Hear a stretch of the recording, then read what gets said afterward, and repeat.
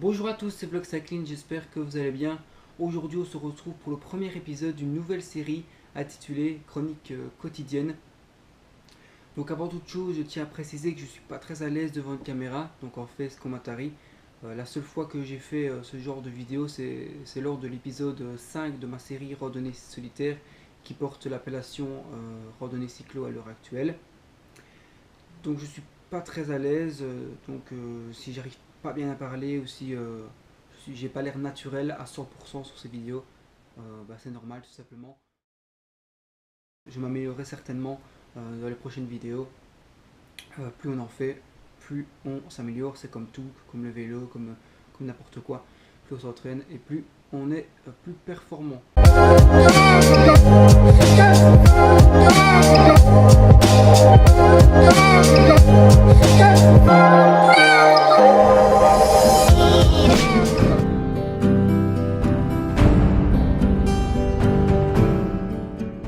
Donc avant de commencer ce premier épisode, je vais vous expliquer en quoi consiste cette série, qu'est-ce que les chroniques quotidiennes. Donc les chroniques quotidiennes, c'est tout simplement une série qui va me permettre de vous parler et de vous communiquer les différentes dates et des différentes vidéos, des différents projets que je vais réaliser donc sur cette chaîne. Donc sur cette série, je vais vous communiquer donc les projets futurs qu'il y aura sur cette chaîne et les prochaines vidéos. Je vais également dans cette série vous parler cyclisme, évidemment, c'est ma passion, c'est le thème principal de cette chaîne, le vélo. Donc je vais vous débriefer les plus grandes courses de la saison, je ne vais pas débriefer toutes les courses, mais les plus grandes. Généralement, je vais me cantonner aux courses World Tour. Je ne vais pas m'intéresser aux courses de seconde zone, si ce n'est les Belges. Donc je m'intéresserai aux courses belges étrangères et les courses éventuellement pas World Tour, mais qui me passionnent en tant qu'amateur de cyclisme. Je vous débrieferai également la saison 2016, ça sera pour cette année, et toutes les saisons l'année prochaine, dans 2 ans, si jamais je suis toujours sur YouTube. Ensuite, je vais vous débriefer la carrière d'un coureur en fin de carrière. Ce sera dans le courant du mois de novembre, du mois d'octobre, qu'aura lieu ce genre de vidéo.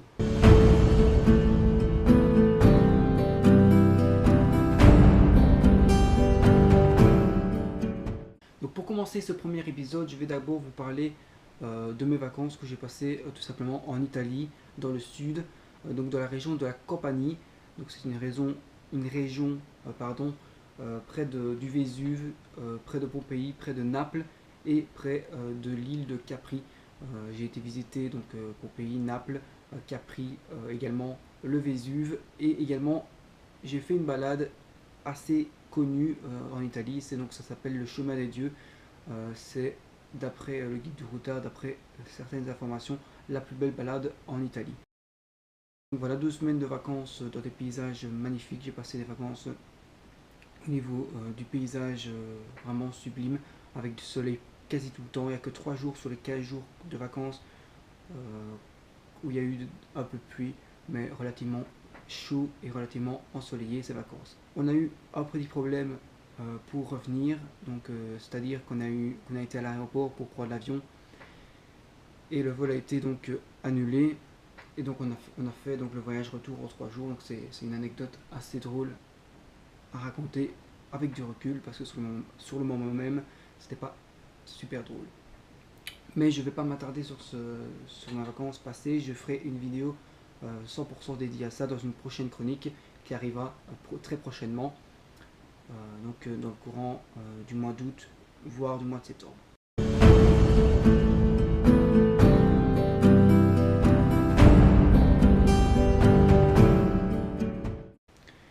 Donc à propos de ces vacances, je suis en train actuellement de faire les différents montages que je vous avais dit sur les publications Facebook. Donc je vous avais annoncé un nouveau projet. Il est en cours de réalisation. Donc c'est simplement un projet, donc je vous ai déjà expliqué via des statuts. Ce sera je vais faire donc différents montages jour par jour des paysages que j'ai rencontrés en vacances. Donc il y aura 13 épisodes, ce sera une série d'un format de 13 épisodes, un par semaine. Je ne sais pas encore, je ne saurais pas encore vous dire la date de publication. quand elle sera publiée, quand le premier épisode sera publié, ni le trailer d'ailleurs, mais je peux vous avancer que ce sera dans le courant du mois d'août et du mois de septembre. Je suis étonné, je vais assez vite pour monter les montages. J'ai monté ici en 3 jours 4 épisodes. Je suis actuellement en train de monter le cinquième. Et je vais donc continuer ça. Et une fois que tous les épisodes seront montés, je publierai tout simplement d'abord le trailer et ensuite la série avec les 13 épisodes. Par contre, je pense que la chronique quotidienne dédiée aux vacances sera publiée juste après cette série. J'hésite encore entre la faire après cette série ou juste avant. Je me déciderai au moment même.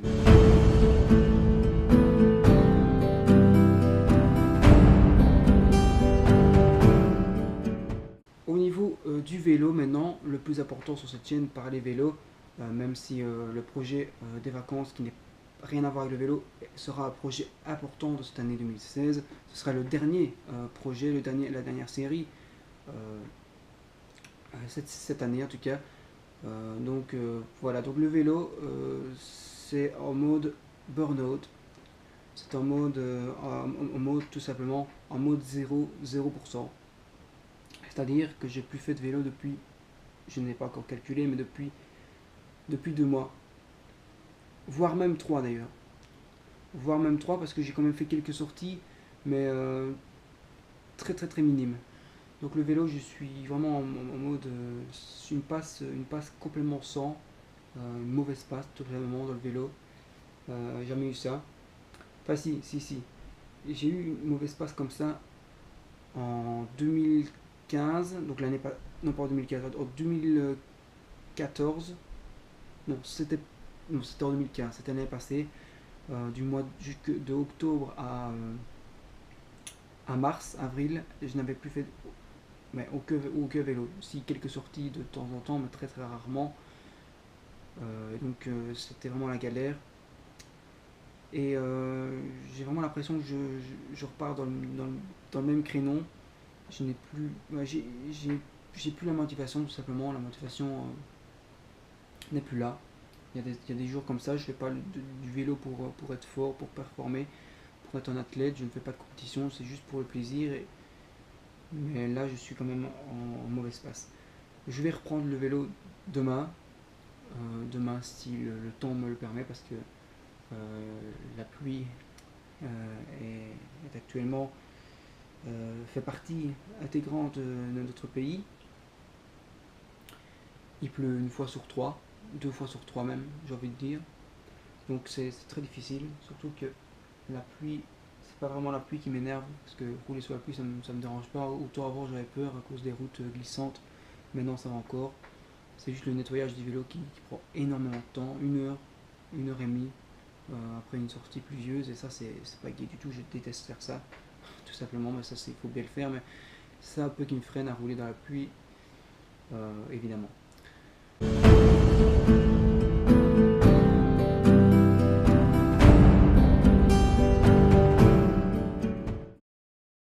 Donc mes projets futurs, donc j'ai quelques projets en tête, mais je ne sais pas s'ils vont se réaliser. Cela dépendra de beaucoup de facteurs et surtout de combien de temps. Et je ne sais pas surtout quand les projets seront seront publiés, seront commencés tout simplement. Cela dépendra de en combien de temps je reprends mon niveau d'avant qui n'était pas très, très haut, mais qui était, on va dire, acceptable. Donc je vais vous les expliquer tout de suite. Si j'arrive à mettre en place ces projets, ce serait quand même assez terrible, étant donné que malgré que la motivation dans ce domaine n'est plus là, je suis quelqu'un qui aime quand même assez bien me surpasser au niveau du physiquement. Donc j'aime bien essayer de voir où sont mes limites, essayer de les atteindre et surtout essayer de les dépasser. Et le projet phare qui aurait dû commencer en septembre, j'avais prévu ça pour septembre, mais qui sera repoussé à, je pense, dans très longtemps. Donc je pense qu'il sera repoussé carrément à mars 2017. Donc c'est un projet où je vais me lancer des défis, tout genre de défis. Il y aura tout simplement physique, toutes sortes de défis. J'ai plein de défis en tête là, donc, et je vais essayer de me donner un défi et de le réaliser en vidéo. Donc je vais vous expliquer maintenant en quoi consisteront ces défis. Donc il y aura un défi du style combien de fois je suis capable de monter une côte sans m'arrêter successivement, donc n'importe quelle côte. Il y aura la baisse côte qui arrive devant chez moi, la côte de Stockeux, combien de fois je suis capable de la faire d'affilée, la redoute, également le rosier, la Béquet, toutes les côtes comme ça, la côte de One, la côte de la Haute-Levée, je ne le ferai pas parce que c'est la seule côte qui est vraiment dangereuse au niveau de la circulation. Donc la Haute-Levée, je ne veux pas faire ça, c'est pour me tuer, tout simplement. Déjà la faire une fois, c'est super chaud, je vous le dis. Et s'il y en a qui font du vélo et qui ont déjà fait la Haute-Levée, je pense qu'ils savent ce que je dis pour l'instant. Que la Haute-Levée, c'est une route déjà. C'est très bien ce qu'ils ont fait parce qu'il y a eu un accident, pour ceux qui savent. Il y a eu la raison pour laquelle on a mis au milieu de la route le genre de bordure bétonnée là. Je sais pas comment ça s'appelle, le truc en béton au milieu de la route là, toutes les infrastructures bétonnées. C'est tout simplement pour un but de protection, car avant il y a un camion qui a perdu ses freins. Exactement pareil qu'à la Souvenir à Spa, il n'y a pas si longtemps que ça, c'était en 2014 je pense, ou en 2013, je ne sais plus. Je pense que c'était en 2014. Et tout simplement, c'est pareil, il y a un camion qui a tout dévalé, qui a perdu ses freins, ça a été une catastrophe. Donc ils ont fait ces infrastructures en rapport avec ça. Mais c'est pas le sujet de la vidéo, je m'éparpille. On va revenir un peu sur le sujet. Donc il y aura d'autres tout simplement défis que du style, je sais pas si vous connaissez, bah oui sûrement, l'exercice de la chaîne. Donc c'est un exercice qui consiste à se mettre assis sur un mur, sans chaise évidemment, et de se tenir avec seule force de nos cuisses. Je vais essayer de tenir le plus longtemps dans cette position. Un autre défi, c'est plus ou moins similaire, c'est la planche. Donc gainage, exercice de gainage, combien de temps je suis capable de tenir sur les coudes et tout en restant bien droit en faisant tout simplement la forme d'une planche. Ensuite, combien d'heures. Voilà mon vélo home trainer, je ne sais pas si vous le voyez ici, à mon avis vous le voyez. Je vais faire un défi du style combien de temps je suis capable tout simplement de rouler sur un home trainer, de pédaler, étant donné que tous les cyclistes le savent, rouler en home trainer et rouler du vrai vélo, c'est pas du tout pareil. J'ai même envie de dire que c'est beaucoup plus dur le home trainer et beaucoup plus chiant, beaucoup plus monotone évidemment. C'est pour ça que c'est conseillé de toujours regarder un film ou d'écouter de la musique en même temps, parce que c'est super chiant et c'est vraiment super chiant. Voilà, j'ai dit 2 fois pour bien accentuer les choses. La raison pour laquelle c'est pas pareil, c'est que à condition d'ouvrir une fenêtre ou alors de rouler carrément, de mettre le home trainer en extérieur, on n'a pas le vent, on n'a aucun vent. On pourrait mettre un ventilateur, mais ça ce serait pas mal. Mais à condition de mettre un ventilateur et d'ouvrir bien les fenêtres, d'ailleurs il est conseillé d'aérer bien la pièce, on n'a pas de vent, on n'a aucune aération, donc ça veut dire qu'on transpire beaucoup plus et on perd beaucoup d'eau. Donc il faut bien s'hydrater et surtout rouler. Il est conseillé de pédaler uniquement 45 minutes, pas dépasser 45 minutes. Ou alors vous pouvez dépasser, faire carrément 2 heures, mais qu'une fois par semaine. Et les autres fois, vous vous tenez à 45 minutes.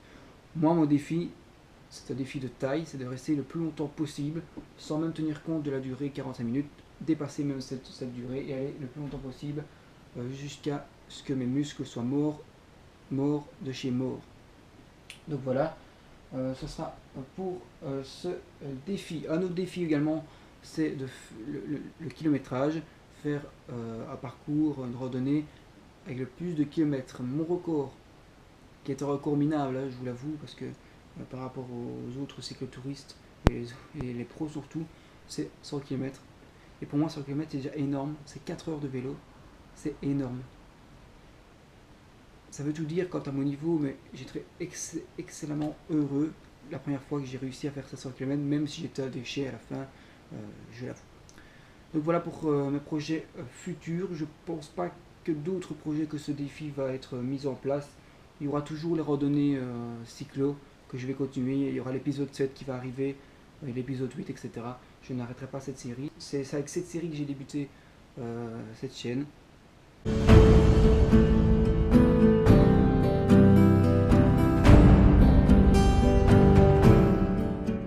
Et le septième point de cette chronique quotidienne, je vais un peu vous parler de cette course qui a lieu à l'heure actuelle où je vous parle. Il est 14h28. Je publierai cette vidéo, à mon avis, le soir ou vers 17h, 18h, etc. Dans ces eaux-là. Il y a une course, une classique qui a lieu aujourd'hui, la classique Saint-Sébastien. C'est la classique qui a lieu donc au Pays Basque, en Espagne, dans le sud si je m'abuse, ou dans le sud je pense, de l'Espagne. Peut-être que je me trompe, je ne sais pas trop où ça se situe, je dois bien l'avouer. Et c'est une classique assez importante, c'est une classique qui fait partie quand même du calendrier World Tour. Et je suis un gros passionné de Philippe Gilbert, et ça vous le savez, puisque j'ai fait une série qui s'est intitulée Eastward to the Glory Philippe Gilbert. Ça racontait un peu, enfin ça racontait pas, c'est un montage qui retrace un peu toutes ces saisons de 2003 à 2015. Et l'épisode 9 qui aura lieu, qui sera publié donc, en octobre prochain. Donc il y a une classique, il peut la gagner, mais le plateau est assez relevé cette année. Donc l'année passée c'était Adam Yates, le Britannique de la formation Orica Greenwich, qui a remporté cette classique. Donc tout le monde se souvient l'incident, malheureusement le malheureux incident qui avait lieu à l'arrivée. Donc Greg Van Avermaet attaque, il est prêt à gagner, il va gagner.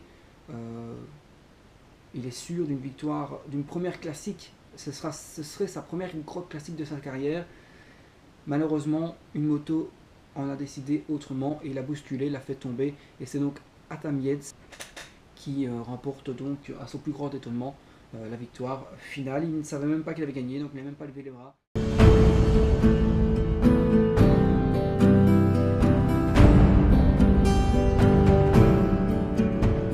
Donc voilà, je ne vais pas parler du Tour de France. Il y aura, je ne sais pas si je vais pas faire de chronique sur ça. Je vais juste dire quelques mots sur celui-ci. Ça a été un Tour de France vraiment catastrophique. Même en n'ayant pas suivi les étapes, je l'avoue, j'étais en vacances. J'ai suivi 7-8 étapes sur tout le tour. Et me suis un peu renseigné sur les étapes phares. C'est un Tour de France qui m'a déçu. Et je pense qu'il a déçu beaucoup de monde. Étant donné qu'il n'y a pas eu de suspense pour la victoire finale. Mais j'ai l'impression que le suspense au Tour de France, ça fait 4 années qu'il n'y en a pas. Malheureusement, c'est pas la faute de Froome. Cette année en tout cas, les années aussi. En fait, ce Tour de France nous fait prendre conscience que c'est pas vraiment Froome qui domine le Tour de France, parce que Froome n'a pas été si exceptionnel que ça. C'est plutôt ses adversaires qui sont à la ramasse. Ils sont pas du tout au niveau pour concurrencer Christopher Froome et surtout son équipe.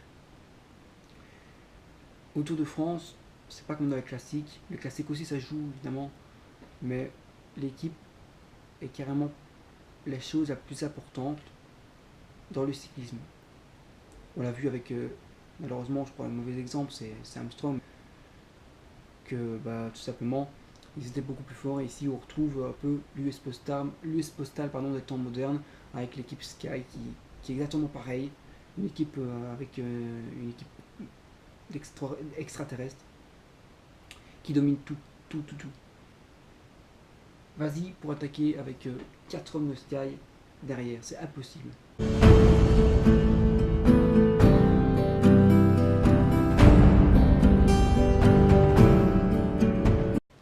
Pour relancer le spectacle dans le Tour de France, il faut certes que les concurrents du principal favori soient au niveau, mais je pense que le spectacle est lié aussi au fait qu'il y a trop d'équipiers. le manque de spectacle en tout cas est lié au fait qu'il y a trop d'équipiers dans les courses et les équipiers sont beaucoup trop forts. Avant il n'y avait pas ça, avant les équipiers n'étaient pas aussi forts que maintenant, il n'y avait pas une équipe, si, il y avait US Postal, mais entre US Postal et Sky, il n'y avait pas une équipe qui dominait comme Sky domine actuellement le Tour de France. Donc il faut réduire les équipiers tout simplement, plus de spectacles. Ensuite, ça c'est une chose, mais ça suffira pas. Ça suffira pas à remettre du spectacle dans le cyclisme. Je pense que le plus gros point sur lequel il faut travailler, c'est la suppression des oreillettes. C'est les oreillettes qui empêchent le spectacle, qui font que c'est des coureurs téléguidés, des robots, tout simplement, commandés par des directeurs sportifs. Et au même titre que la suppression des oreillettes, il faut supprimer également la TV dans les écrans des voitures de directeurs sportifs. La télé, il faut la supprimer, il faut supprimer les oreillettes, il faut supprimer certains équipiers, il faut supprimer la quantité de coureurs dans le peloton.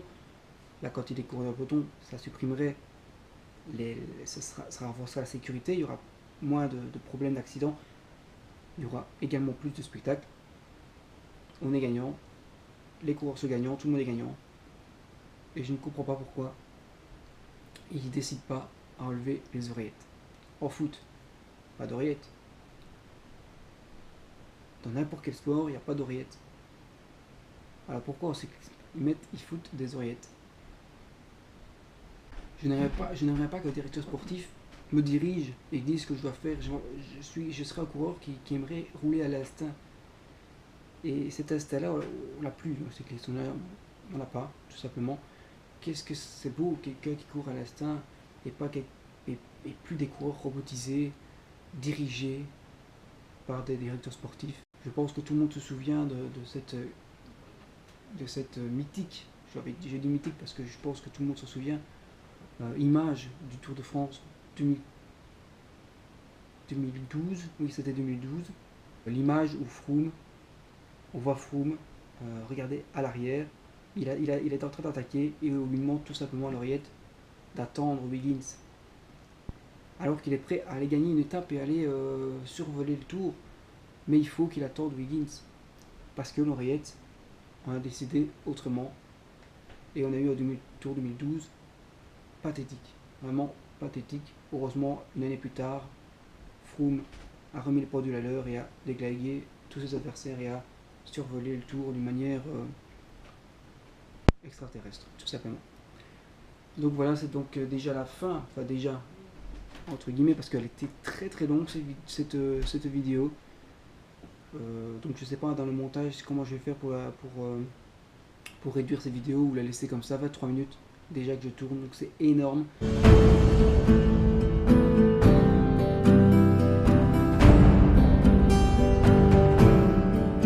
Donc voilà, c'est la fin de ce premier épisode consacré à la série Chronique quotidienne.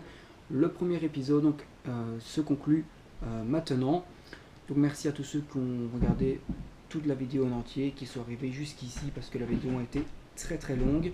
Je ne sais pas comment je vais réduire ça en montage, je vais essayer de réduire au maximum les choses. Donc voilà, n'hésitez pas à liker la vidéo, à la partager également sur vos réseaux sociaux et également à vous abonner donc à ma chaîne pour suivre mes futurs projets. Donc petit rappel en fait vidéo, il y aura un projet consacré à mes vacances qui s'intitulera Holidays My Italy. Holiday My Italy. Ce sera fin août ou début septembre. Et un autre projet, ce sera Défi in My Life. Ce sera en mars prochain.